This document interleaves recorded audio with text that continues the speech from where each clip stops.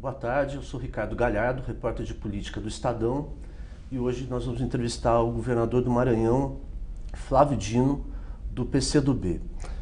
Boa tarde, governador, bem-vindo. Muito obrigado, é um prazer estar aqui e falar com todos os internautas. Governador, o senhor teve sábado com o ex-presidente Lula, num evento lá na sede da CUT. Hoje, daqui a pouco, o senhor vai participar de um evento no Instituto Fernando Henrique Cardoso, com a presença do ex-presidente Fernando Henrique Cardoso. Queria que o senhor falasse um pouco da necessidade de ampliar o diálogo para além dos blocos políticos que a gente tem hoje, centro, esquerda, e qual o papel do senhor nesse diálogo? Essa é uma exigência, Ricardo, da conjuntura brasileira, porque nós temos enormes desafios, desafios que estão afligindo a população. Não é uma exigência, portanto, do estamento político, mas sim uma exigência social, uma vez que nós temos impasses gravíssimos, a exemplo do desemprego, a retomada com força do crescimento econômico, a solução de pautas essenciais, a exemplo da pauta ambiental, e isso só será possível mediante uma ampla convergência de segmentos da política, da sociedade, que tenham um compromisso democrático. E é isso que eu tenho buscado como governador no meu estado, com outros colegas governadores, nos consórcios, por exemplo, e nesse plano mais geral da política, mostrando que é possível sim construir pontes. Nós temos muitas cercas e muitos muros, criando isolacionismos e extremismos. Nesse momento, nós precisamos construir pontes entre pessoas que podem ter convergências, mesmo que pontuais, em razão do tamanho do desafio que o Brasil enfrenta no momento. O senhor acha que só a esquerda ou só o centro, sozinhos, conseguem fazer frente ao bolsonarismo em 2022? Eu creio que é necessário, desde logo, que esses diálogos prossigam, uma vez que nós estamos vendo que questões emergenciais exigem que isso ocorra. Nós tivemos agora a abjeta, a vergonhosa, a obscena apologia ao nazismo.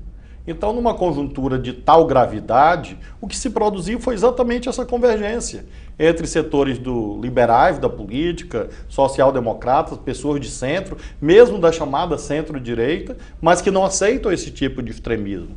Então, esse é um exemplo prático que mostra que esse é um caminho necessário na resistência a retrocessos sociais, retrocessos culturais, mas, sobretudo, também pensando prospectivamente, pensando no futuro, é necessário que, desde logo, inclusive, para as eleições municipais, haja um estreitamento do diálogo, mesmo levando em conta que se trata de posições diferentes. Exatamente porque são posições diferentes é que nós temos que dialogar.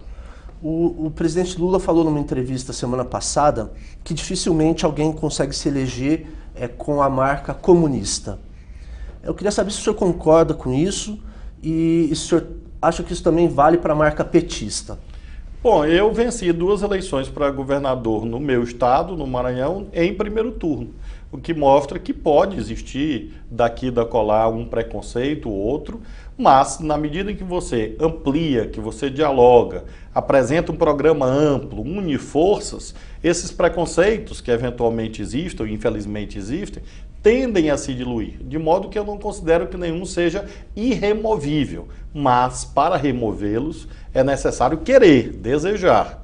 E, então, do mesmo modo que alguém pode dizer, não, mas a imagem ou a referência ao comunista assusta, do mesmo modo outros dizem que a referência a petista ou à esquerda atrapalha. Eu não me inscrevo nas fileiras daqueles que acham que isso seja um problema irremovível. Agora, é um problema existente, nós sabemos que existe, e por isso você tem que fazer movimentos amplos na sociedade para produzir as alianças para que você possa, rompendo o isolamento, romper o preconceito.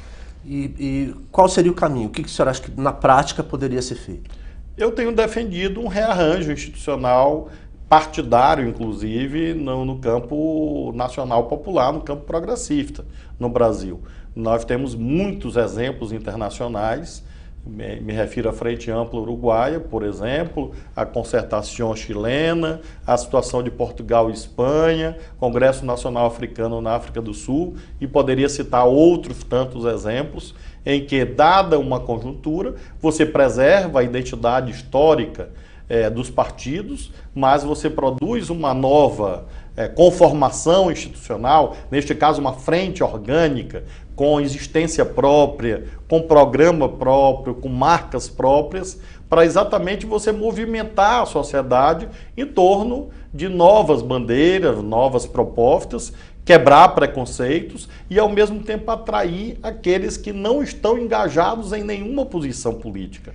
Porque se nós cristalizamos eternamente a correlação de forças que se estabeleceu no dia do impeachment, ou eventualmente no segundo turno da eleição presidencial de 2018, nós já sabemos o resultado. Nós estamos em minoria. Nós não queremos isso. Nós queremos, a partir da posição de minoria de hoje, ser maioria novamente. E para isso você tem que gerar novidades. E eu tenho defendido essa frente política orgânica, ou seja, uma nova legenda eleitoral que preserve os partidos, mas que agregue forças e traga pessoas, inclusive, que hoje não têm filiação no PT ou no PCdoB e que desejam ajudar uma perspectiva progressista para o Brasil. Se especulou agora no começo do ano que algumas lideranças do PCdoB cogitam mudar o nome do partido ou criar uma marca fantasia para o partido. O que o senhor acha disso? Nós temos defendido que haja uma reorganização do nosso partido e é um processo em curso. Nós vivemos isso do ponto de vista programático muito fortemente há bastante tempo. Então, é um passo que pode ser dado.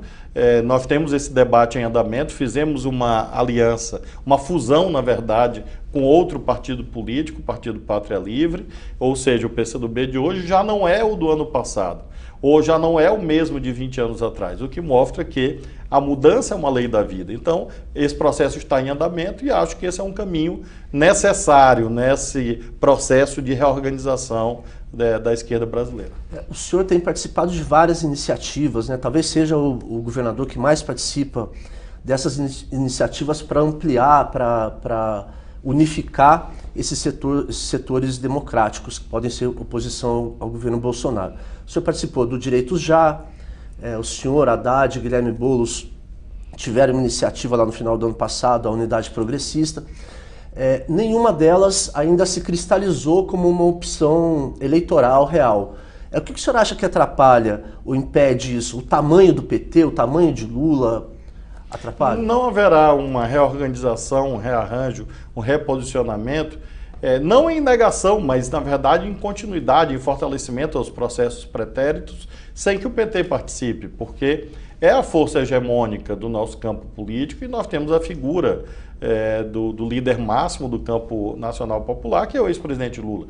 De modo que não é possível construir alternativas contra o PT e sempre com o PT. E é isso que eu tenho buscado, mesmo não pertencendo ao PT, mas nesse diálogo procurando, em primeiro lugar, unificar o nosso campo, mesmo que não tenha ainda se cristalizado um caminho nítido, mas acho que esse processo é virtuoso na medida em que ajuda, inclusive, a aplacar problemas do passado, sequelas de problemas do passado. Acho, portanto, um processo positivo e, ao mesmo tempo, criar ambiente e clima para que em segundos turnos, pelo menos, em eleições municipais, mesmo na eleição nacional, você consiga dialogar e evitar que essas forças ao centro sejam polarizadas pelo extremismo de direita liderado pelo atual presidente da República. Tem algumas lideranças da esquerda, centrais sindicais, o próprio Orlando Silva, que é do seu partido, tem feito críticas ao Lula, dizendo que ele está fazendo uma política muito estreita, depois que ele saiu da cadeia, focada só no PT. O senhor acha isso? O senhor acha que isso é do momento, porque ele acabou de sair, depois deve ampliar? Nessas conversas que o senhor tem tido com ele, o que o senhor tem sentido? Eu acho que, em primeiro lugar, nós temos que esperar um tempo para termos um diagnóstico mais preciso. Tudo é muito precoce, na medida que o ex-presidente Lula teve o seu direito, sua liberdade de locomoção tolhida por praticamente 2 anos. Então, é cedo para fazer um diagnóstico. E acho normal que, nesse momento inicial, além de agregar os seus a sua militância, a sua base, enfim, ele tem um processo de reflexão. O que a história ensina, e o ex-presidente Lula conhece, é que você não pode ir para uma posição muito isolacionista porque você perde força. Ele próprio chegou à presidência da República no momento em que o José Alencar foi seu candidato a vice-presidente por 2 vezes. Então, acho que é um exemplo histórico que ele conhece mais do que nós todos, que tenho certeza que no andamento das conversas que ele vai manter a partir desse mês vindouro, com outras forças políticas, outros segmentos sociais, a tendência, creio eu, é uma abertura mais ampla. Repito, não negando o papel do PT, ou negando a legenda ou a história do PT. Nada disso. Incorporando sim, mas compreendendo que num quadro complexo como esse, que nós vivemos, nenhuma força política sozinha consegue transformar essa realidade. Um setor que ganhou muito protagonismo agora depois da eleição do Bolsonaro é o dos evangélicos. O senhor tem uma excelente relação com eles lá, eles participam do seu governo. Na sua chapa majoritária, em 2018, o PT ficou fora e entrou uma candidata a senadora, uma senadora evangélica. O senhor enfrenta até um processo lá na Justiça Eleitoral por ter criado 35 cargos de capelães da Polícia Militar, muitos desses cargos ocupados por pastores evangélicos. O que eu queria perguntar é o seguinte: o senhor acha que é possível hoje alguém ganhar uma eleição nacional sem apoio dos evangélicos e a esquerda ainda pode voltar a ter algum diálogo com os evangélicos em nível nacional? As religiões fazem parte da história da humanidade desde o início, desde sempre. Portanto, fazem parte das organizações da sociedade com as quais a esquerda tem que dialogar e sempre dialogou.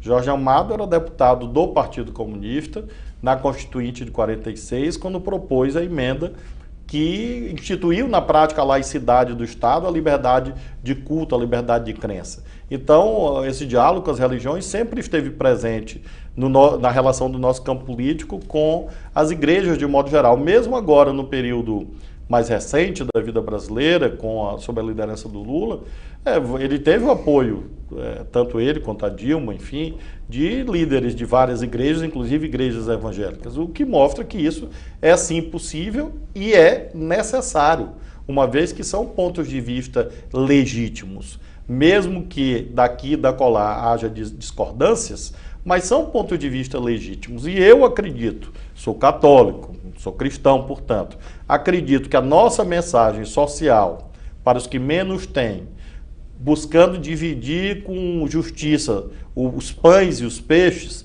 tem muito mais convergência com as igrejas do que quem acha que é razoável haver uma hiperconcentração de riqueza na mão de poucos. Então, acho que é um processo de convergências, eu diria, de ideias que deve ser buscado e, com isso, ir aproximando, reaproximando, porque acho que nenhuma barreira deve ser vista como intransponível. O senhor falou da proximidade, né, do discurso mais econômico da esquerda, de distribuição de renda, etc. Só que parece que o discurso de costumes, moral, está sobrepondo essa pauta econômica.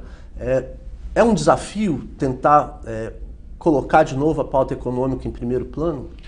É um desafio que a sociedade exige, na medida em que a legião de desempregados, de pessoas que estão sofrendo, perdendo a vida com violência policial, morrendo na porta de estabelecimentos de saúde que estão fechando, encerrando as suas atividades em vários locais do país, exige, portanto, que nós tenhamos uma visão de que essa pauta, a pauta dos problemas da população, deve sempre ser colocada em evidência. Não nega, naturalmente, a importância de debates sobre direitos culturais, não é isso. O que é importante também é quebrar uma visão equivocada de homogeneização. Nós temos visões diferentes dentro da própria esquerda em relação a temas fundamentais, drogas. Eu sou contra as drogas, Flávio. Eu sou contra o encarceramento de dependentes químicos, eu sou contra a ultracriminalização, achar que matar todo mundo vai resolver, porque nós estamos vendo o resultado disso, dessa irresponsabilidade. Inocentes sendo assassinados. Mas o senhor é a favor da da legalização das drogas? Na verdade, eu acho que a resposta criminal, ou seja, você prender pessoas porque usam drogas, é um caminho totalmente equivocado. Então, você tem que tratar como um problema de saúde pública, de política pública, dialogar com as pessoas. Eu tenho uma posição, portanto, distinta de outras pessoas da esquerda. Então, na medida em que você coloca as coisas como de fato são e quebra, na verdade, ideologizações que são usadas eleitoralmente como preconceitos para obter votos, etc., fica mais fácil você entender que há diferenças sim, mas você tem muito mais pontos de unidade do que diferenças. Nem todo mundo sabe, mas o governador Flávio Dino, antes de entrar para a política, era juiz de direito. Queria fazer uma pergunta mais nessa área jurídica. Queria saber a posição do senhor a respeito do juiz de garantia. O juiz de garantia é uma necessidade da hora presente no Brasil, na medida em que é a única resposta possível a um grave problema que o Brasil atravessou nos últimos anos, qual seja a confusão entre quem investiga e quem julga, quebrando o atributo fundamental, ontologicamente definidor da condição de juiz, que é a imparcialidade. Ora, quem investiga, tem um monopólio de investigar, quebra sigilos, analisa provas, forma opinião, forma um pré-conceito, quebra a sua equanimidade, ou seja, a possibilidade de você ser equidistante, igualdade de distância entre ambas as partes. Cria quase uma relação, como nós vimos, de cumplicidade entre o juiz e a acusação. E, portanto, a defesa vira uma mera formalidade, porque na prática ela não tem chance alguma. Então, o juiz de garantias, para que todos vejam a importância, garante que o juiz que vai cuidar da investigação é um e o juiz que vai julgar é outro. E isso garante que esse juiz que vai julgar não tenha uma opinião formada antecipadamente e, por isso, ele possa, de fato, de verdade, ouvir o que a defesa tem a dizer. Então, é um avanço civilizacional e muito me estranha que haja daqui e da acolá argumentos falsos, dizendo, por exemplo, que é inviável, que vai gerar despesas. Isso não é verdade. Basta você usar a estrutura existente que você pode criar o juiz de garantia sem ser necessário criar um único cargo de juiz no Brasil. O senhor acha que a Lava Jato teria acontecido do jeito que ela aconteceu se houvesse um juiz de garantia? Em larga medida, sim. Eu não vejo onde seria o empecilho. O que o juiz de garantias teria impedido foram os abusos, a existência de abusos. 80% do que ocorreu teria ocorrido em qualquer sistema processual, porque de fato havia provas, havia fatos graves, havia crimes. Então, com ou sem, também é um argumento que é usado aqui da acolá, disse assim, o juiz de garantias traz impunidade, mas por quê? Vários países do mundo adotam e o juiz vai continuar julgando do mesmo jeito. Apenas você está garantindo que esse juiz que julga não seja contaminado pelo ponto de vista da acusação. Ou seja, você está melhorando a qualidade dos julgamentos. E aí, de fato, diminuindo a chance de que haja abusos, como essa combinação deletéria, perversa, negativa entre o juiz e a acusação, desprezando os direitos de qualquer pessoa que seja alvo de um processo na justiça, pode, portanto, ser vulnerado, ter os seus direitos vulnerados, se não houver essa imparcialidade do juiz. O Estadão publicou uma matéria mostrando que um juiz do trabalho fez uma sentença um pouco inusual, em que ele faz uma leitura do contexto político, usa alguns termos como merdocracia. O senhor acha que isso é um comportamento adequado para um juiz de direito, para um magistrado? O juiz deve ter uma perspectiva crítica, sem dúvida. É positivo que tenha, uma vez que a matéria-prima do seu trabalho são normas, é verdade, leis, mas também fatos, contextos. Os contextos influenciam na interpretação dos textos, não há dúvida quanto a isso. Agora, evidentemente, como disse há pouco, um dos atributos de imagem, da legitimidade, portanto, da condição de juiz, é a imparcialidade. Então, um certo zelo, um certo cuidado com a forma também ajuda a manter a legitimidade do conteúdo do que é decidido. Governador, muito obrigado pela entrevista e até a próxima. Um grande prazer, um abraço.